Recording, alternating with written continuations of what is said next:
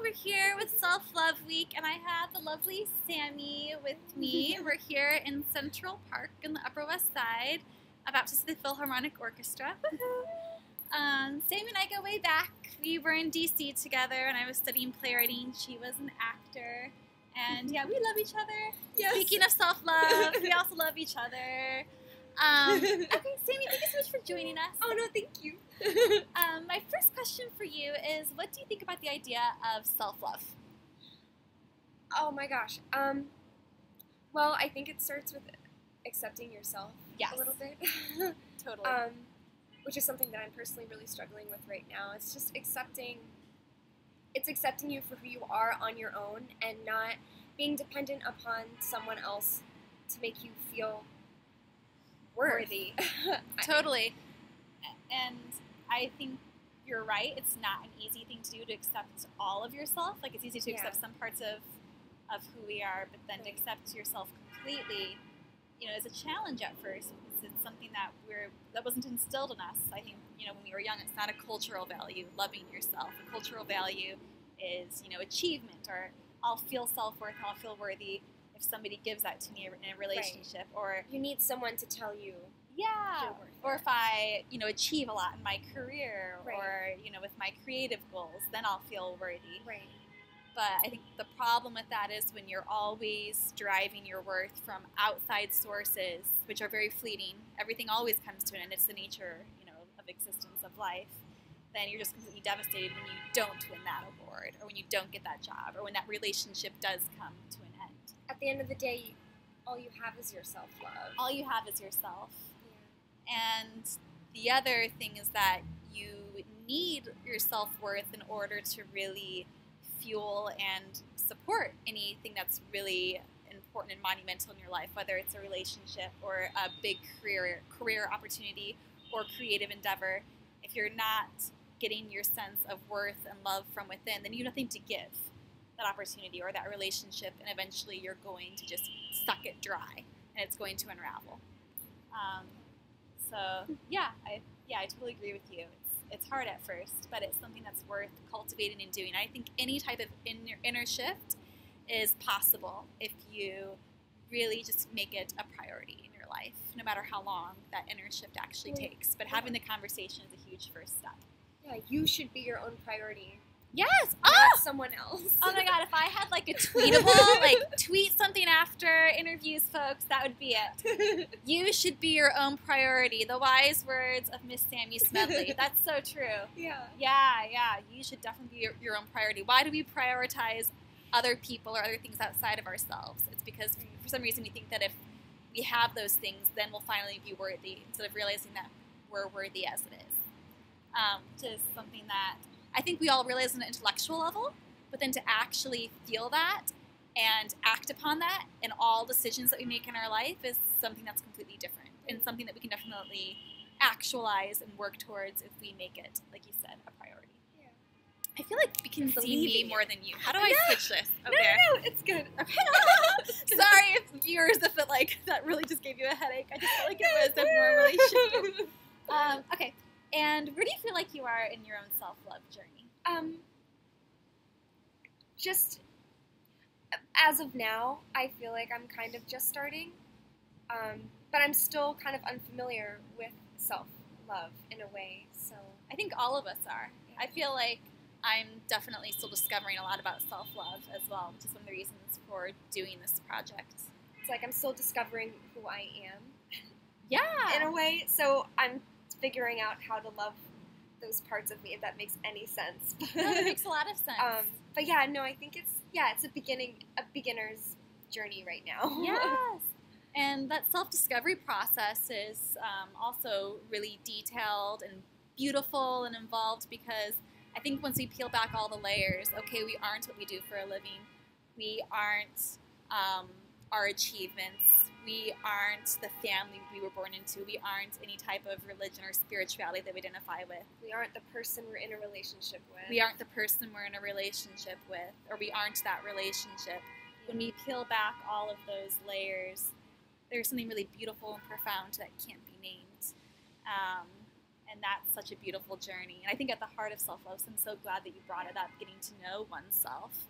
And that's something that I think is scary sometimes for a lot of people, because it's something that isn't necessarily, I don't want to say accessible, but isn't necessarily something that is valued in our culture.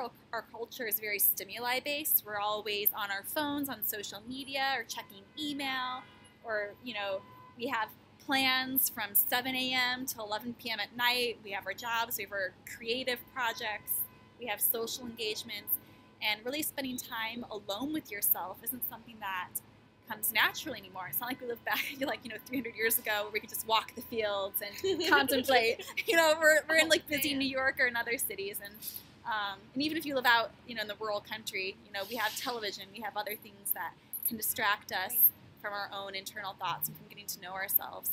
So how do you get to know yourself, or how do you take time for yourself, or how do you want to take time for yourself if it's a goal that you have this summer?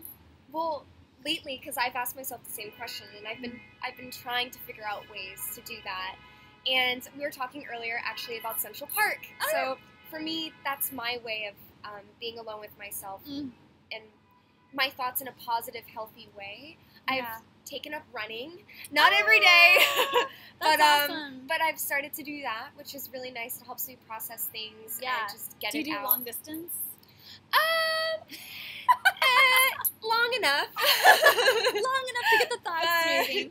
I just feel like if you run for a while, it can become really meditative, because eventually you're so in your body that you're not in your mind anymore. You're not. And you're really present. It feels so good. Yeah. And yeah, like I told you earlier, or I'll just sit in the park. I'll find a nice spot and I'll sit in the park and I'll listen to my big band music, which is something that is relaxing, and just listening to music outside. Just and that things takes like that. you from outside stresses and contemplating things that we don't feel are going well for us in our lives, and really just going within. Yeah. I love the idea of going to the park, especially in the city, to connecting with nature, because I think that when we connect with nature, there's an intuitive process where we can more fully connect with ourselves. Right. Just because I think nature draws us into ourselves. It draws us into a more silent, still space, or an open space, even. So I love that you do that. I do that too, and I actually take my shoes off. I like to touch my feet on the ground. I don't know if you've heard of this technique called grounding, where you take in energy from the earth. This might sound really new agey and cuckoo to a lot of people, but there's actually scientific data behind it. You can take in ions from the earth, and it helps the body heal, it boosts your immune system, and it also it's grounding, like the actual term. It actually really does help calm your nervous system and help center you if you just connect with earth. I'll have to do that. I don't think I've done Or even being out in nature. I mean, a lot of people experience that. If you go out to a lake, or if you go out into the woods, you just feel a sense of calm and peace. And I think it's because nature is always at peace. It doesn't need to be anywhere. It doesn't need to become anything. It's all right with being as it is, and growing as it does, and withering and dying over the fall, and then experiencing rebirth again in the spring, right? It's fine with those natural cycles of life and death. And if only we can be, fine with those natural cycles, and change happens in our lives. Which I think we can all work towards, and self-love is a big part of grounding those experiences of change, experiencing life and death of careers, of relationships, of, cities if we have to move at different points in our lives. If we have something grounding, self-love, like if we're a tree and self-love is the roots, then no matter what happens, we can still feel okay and at peace and all right. Yeah.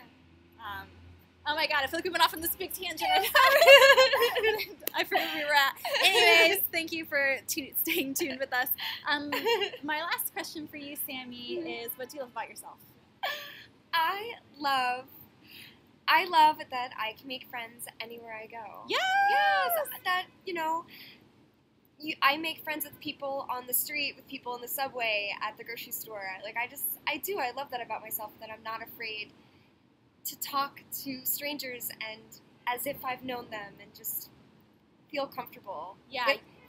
That is self-love, isn't it? That is self-love, because you're giving yourself the gift of really experiencing the fullness and richness of life, not holding yourself back. Exactly. And not also, being closed off. And you are so confident in who you are that it's okay to step out and be vulnerable with other people, which is a huge act of self-love and confidence. And I really actually do appreciate about you. You're so receptive.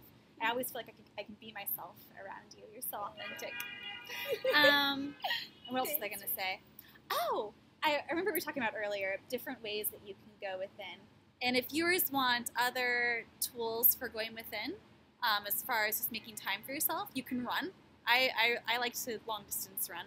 Like Sammy was saying, I think it's very meditative. Going out in nature, just sitting and listening to music in silence. I also really like journaling or meditating, and also prayer. I feel like meditation and prayer go hand in hand. Meditation is really just silencing yourself and taking in, wisdom that comes from the divine, whether you think the divine comes from within you or an outside source.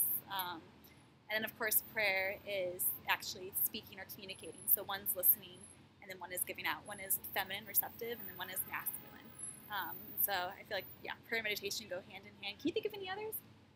Prayer, meditation, journaling, sitting alone in silence, listening to music, connecting with nature, running, Tai Chi. Oh. And I think also your passion. If you are a visual artist, if you are a writer, if you are an athlete, when you're in the zone and time just flies by and you have no idea, like 3 hours just passed because you're just really loving what you're doing, that's connecting with yourself. Yeah, you're present, you're in the moment, and that's really being with who you are. And so anytime that you can really invest in that passion, I feel like, that's a time where you're connecting with who you are and you're investing in yourself. And it's a great way to cultivate a greater sense of self-worth